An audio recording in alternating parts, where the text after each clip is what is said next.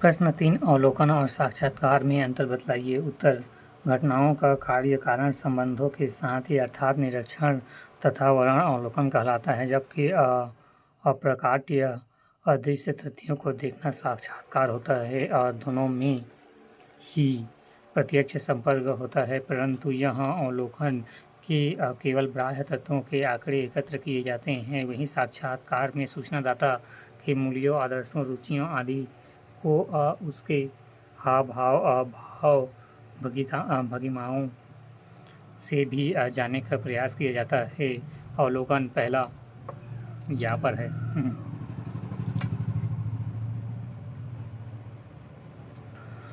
अवलोकन पहला घटनाओं का कार्य कारण संबंधों के साथ ही अर्थात निरीक्षण तथा वर्णन अवलोकन कहलाता है। दूसरा अवलोकन में दोनों पक्षों के बीच आमने सामने और प्राथमिक संबंध स्थापित कम ही होता है।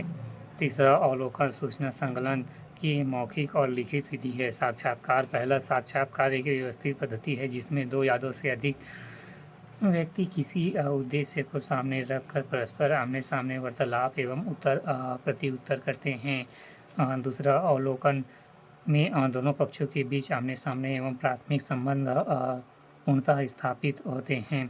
तीसरा साक्षात्कार सूचना एवं संकलन के मौखिक विधि हैं। प्रश्न 4 समाजीकरण के बारे में आप क्या जानते हैं? उत्तर समाजीकरण सीखने की वह प्रक्रिया है जिसके द्वारा व्यक्ति समूह या समाज की सामाजिक संस्कृति विशेषताओं को ग्रहण करता है, अपने व्यक्तित्व का विकास करता है तथा समाज या क्रियाशील सदस्य बनता है। खंड 2 उत्तर के शब्द में 60 अंक 4। प्रश्न 5 समाजशास्त्र के विषय क्षेत्र की संक्षिप्त विवेचना कीजिए। उत्तर विषय क्षेत्र का तात्पर्य यह है कि वह विज्ञान कहाँ तक फैला हुआ है। समाजशास्त्र का यह क्षेत्र अत्यधिक व्यापक है। समाजशास्त्र के विषय क्षेत्र में मुख्यतः दो भागों में बांटा गया है। पहला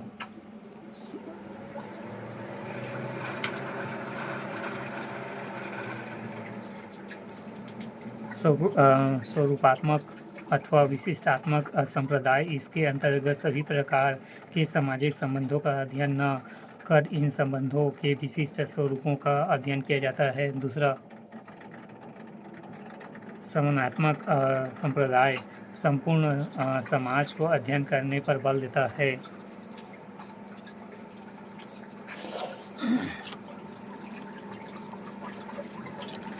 प्रश्न 6 सांस्कृतिक विलंबन को परिभाषित कीजिए एवं इसकी प्रमुख विशेषताएं बतलाइए। उत्तर ऑकबर्न ने अपनी पुस्तक सोशल क्लेज में 1922 में सामाजिक परिवर्तन के सांस्कृतिक विलंबन सिद्धांत का प्रतिपादन किया। उन्होंने संस्कृति को दो भागों में बांटा। भौतिक संस्कृति में वायुयान, तेल, पंखा आदि, अभौतिक संस्कृति में प्रथाएं, परंपरागत धर्म, दर्शन इत्यादि। भौतिक संस्कृति अभौतिक संस्कृति से आगे बढ़ना संस्कृति विलंबन कहलाता है। इसकी विशेषताएं निम्न हैं। पहला, इससे भौतिक अभौतिक संस्कृति में परिवर्तन का अध्ययन होता है। दूसरा, इसके सांस्कृतिक विघटन की स्थिति उत्पन्न होती है। खंड 3 उत्तर के शब्द सीमा 100 अंक 8। प्रश्न 7 समिति क्या है? इसके प्रमुख तत्व बताइए। उत्तर मैकाइवर एवं पेज के अनुसार समिति मनुष्य का एक समूह है जिसे किसी सामान्य उद्देश्य या उद्देश्यों को प्राप्त करने के लिए संगठित किया जाता है। इसके प्रमुख तत्व निम्नलिखित है। पहला, व्यक्तियों का समूह। समिति का निर्माण कुछ व्यक्ति मिलकर करते हैं। दूसरा, निश्चित उद्देश्य। समिति का एक या कुछ निश्चित उद्देश्य होते हैं। तीसरा, विचारपूर्वक स्थापना। समिति विचारपूर्वक स्थापित किया हुआ संगठन माना जाता है। चौथा, नियम पर आधारित। प्रत्येक समिति के कुछ विशिष्ट नियम उपनियम होते हैं। पांचवा, साध्य न होकर साधन और कोई भी समिति साधारण कुछ उद्देश्य की पूर्ति का साधन मात्र होती है और अपने आप को साक्ष्य नहीं। छठवां, ऐच्छिक सदस्यता। सातवां, अस्थायी प्राकृतिक। आठवां, औपचारिक संबंध।